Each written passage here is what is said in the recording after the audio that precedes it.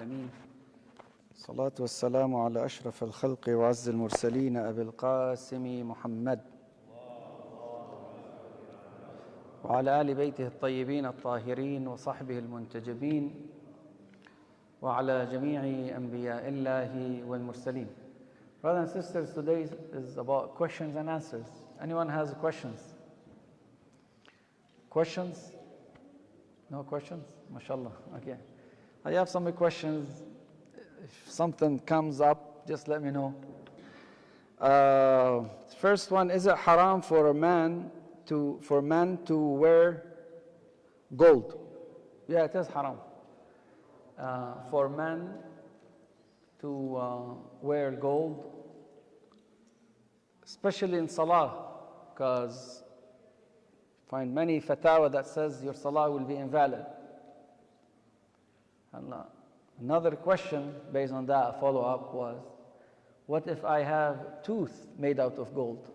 That's a different story. It's fine. Why? Because you have a reason for it, not to show off or whatever now. But it is fine. The problem is in wearing. And if you have tooth made out of gold, you're not going to call I'm wearing gold, okay? Whether it is a necklace, a ring, Wallah Sheikh, this is my engagement ring. No one told you to get it gold. Oh Sheikh, it's a gift. Habibi, gift, keep it in your house, okay? You do not wear something haram. Same thing apply to eating in utensils made out of gold. It's haram. Or silver. You have a dish made out of gold. It's haram to eat from. Okay? Yes? Hala, why it is haram? Personally, I do not know. Okay? Hala, some people, they might claim so many things, but none of it is valid. It could be, has to do with the nature and personality of man that Islam wants to build. And that's why you see things like silk or gold, a man is not allowed to wear. Okay, beard, you're not allowed to shave your beard. Well, according to the famous opinion. Though, you know, the fatwa mainly nowadays is ahwat wujuban, as a precaution. It is haram, obligatory precaution. Why? Because this is the idea of man should be in this society. You tell me now we have more luxurious, you know, items other than gold. How come it's not halal? How come it's not haram? So you have a point. But the faqih made it as simple as that. Later on, you might have faqih make it broader, and it's going to include anything similar to that luxury. You tell me, what about diamond? It's halal. But maybe a faqih one day will tell you, you know what? They did not have many diamond rings back then. That's why, you know, the hadith did not talk about it. Maybe. But you follow your marja overall. But you can feel that the wisdom behind all this could be, hey, you are a man, she's a woman, you have your personality, she has your personality. Same thing when it comes to clothes. Am I allowed to dress or wear, you know, the same fashion and way the women dress, to a point people will tell me, this is a woman, you know, aba'a. Islam will tell you this is haram. Because this is libas al-shuhra. You are not allowed to tarnish your reputation. You tell me this is just a movie, I'm acting, that's a different story. But overall, if you add all these factors, the beard, the wearing gold, silk, all this will lead you to some conclusions like that, but who knows? We don't have authentic hadith that tells us exactly why. Okay? Exactly why means mansus al-illa. Sometimes a hadith will show you the wisdom. I'm talking about the reason. The big difference between the reason it is halal, reason it's haram, reason it's wajib, and the wisdom why it is wajib. Totally different. For khamr, for khamr, for wine, let's say, alcoholic beverages, we know exactly why that, beverage is haram. We know. We say mansus al-illa. Yani the Imam or the Prophet told us exactly why this haram. Okay? This is mansus al-illa. So therefore, you take the intoxication out, you transfer the wine into, let's say, vinegar, becomes totally different material. You tell me, hey, this is not alcohol anymore. This is istihala, sort of transformation. It is what becomes different entity. It will be halal, okay, and tahir. Or you just remove the intoxication. Though it is najis, but it's not khamr anymore. Okay? It's najis, but it's not khamr. If we say khamr is najis based on the famous, prevalent opinion among Shia school of thought. Other questions? Other questions? Did I answer your question? No. Don't listen to that, please. ما خصه يعني ما خصه. Go get me the paper and I'm willing to listen to it, but I went over it. ما خصه لا blood cell. يعني هلا إذا أنت حطيت the gold above your clothes, is that halal or haram? Listen to me, please. If you put the gold above your clothes, it's not touching your skin, is it halal to wear or haram to wear? Okay, so does it have to do with the blood cell or شو بعرفني شو or your no, immunity has nothing to do with this. It's about wearing. And that's why if you have some golden item on your clothes, it's haram, according to many scholars. Even it's not touching your body. So people like to find ideas. It could be helpful, but that's not the reason. Okay, unless the Imam or the Prophet tells us exactly what's the reason. Clear? I like your idea. Thank you. Okay, other questions? Questions? Okay, another question here. For Salat al-Jama'ah. Salat al-Jama'ah, I don't want to say the question. I'm going to get into the answer right away to save time. Please, I beg you, do not be ahead of the Imam of the Salah. Yani I know, mashallah, you are very energetic, okay? You are still young. Do not go to ruku' before the Imam. Do not go to sujood before the Imam, okay? Do not say at-taslim before the Imam. Imam means he is leading. Do not be the leader. And try your best. This is as makruh-wise, as they say. The other one could be problematic in certain situation, but do not also make your voice loud in salah, because the imam when is reciting and you say stuff loud behind him, he might think there is something wrong, or you interrupt the spirituality of other people who are praying. Okay, always make it a quiet, peaceful session. Is that clear?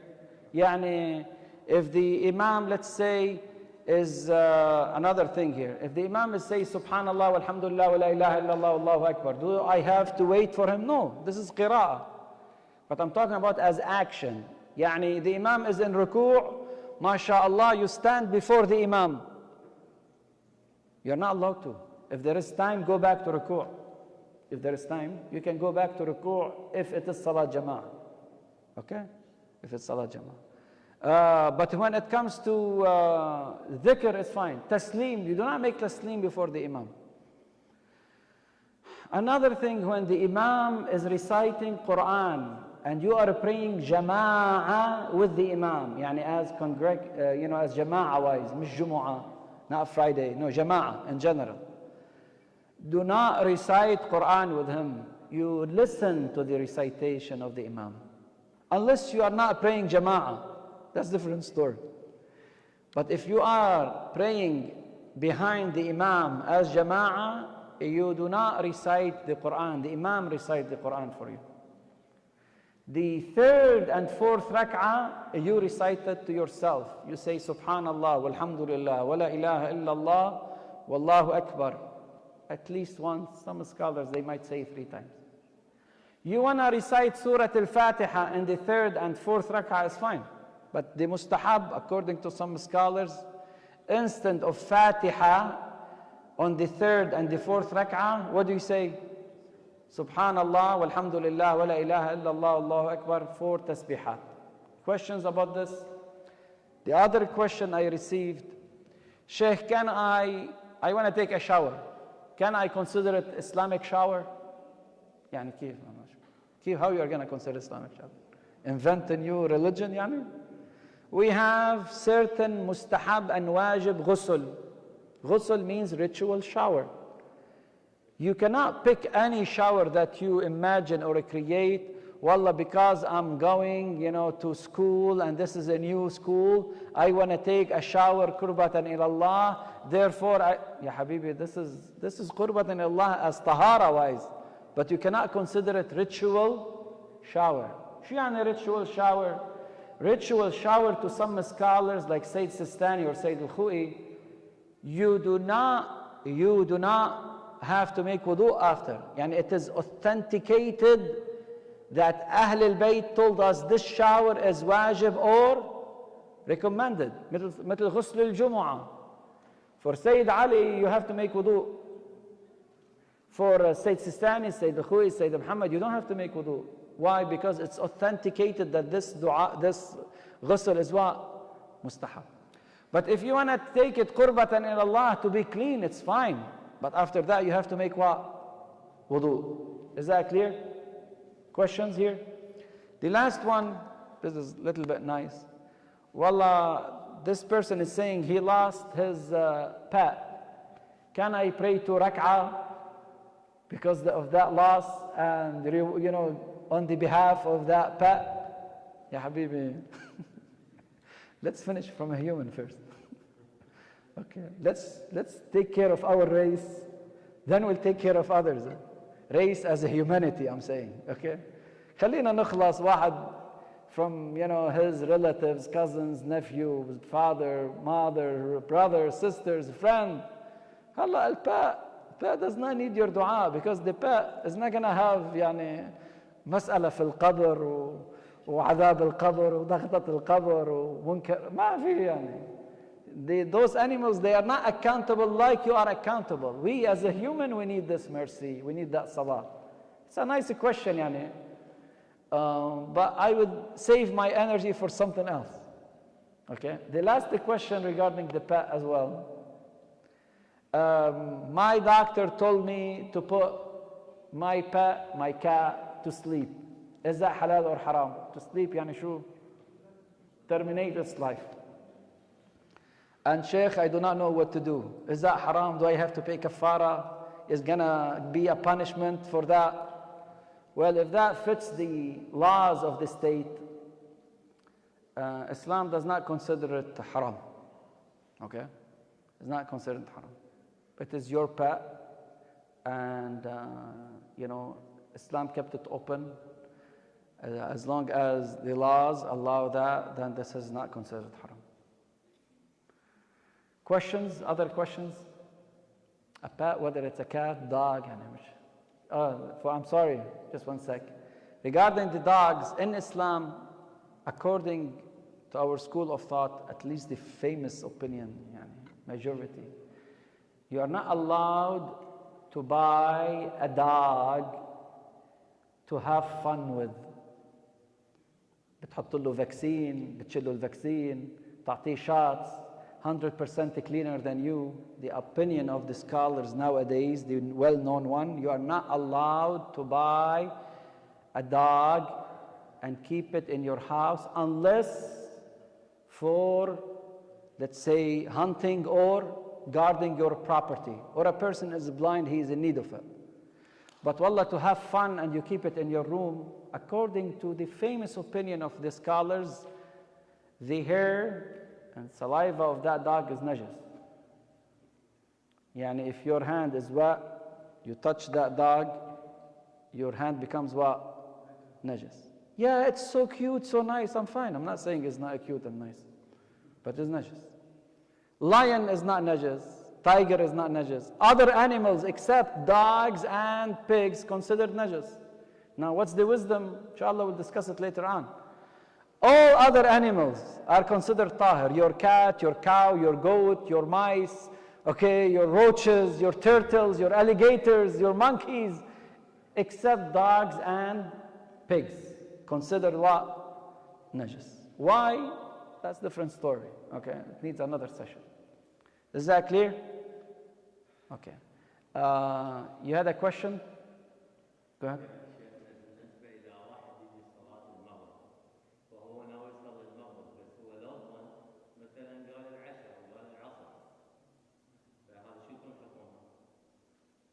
You can go, let's say in this situation,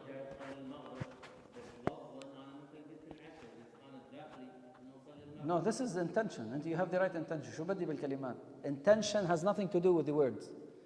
Intention has nothing to do with the word. Intention, it is what you have in mind, what you have in heart. That's intention. But what you said is not considered intention. By mistake, I said the subh, but in my heart, I'm 100% sure it is what? Maghrib. Okay, it's Maghrib. No, who told you have to say something anyway? Intention is not something you mention, at least in the salah we're talking, or ghusl, or siyam. هلا انت when you wanna pray salat al-subh, you have to say نويت أن أصلي صلاة الصبح 2 ركعة قربة إلى الله تعالى. No. But if someone asks you what you are doing, you tell him salat al-subh. This is intention. Hey, what are you doing now? I'm taking a shower. For what? I do not know. Okay, this is no intention. Okay, but if you say, no, this is ghusl al-jum'ah. Okay, you know what you're doing. This is intention. Is that clear? Other questions? Sorry, we took much of your time. We have a group also. If you have any questions, you can send them to the group. I still have some questions, but we ran out of time. Inshallah, for next time, or I send the answers via the WhatsApp group. Sallu ala Muhammad wa ali Muhammad.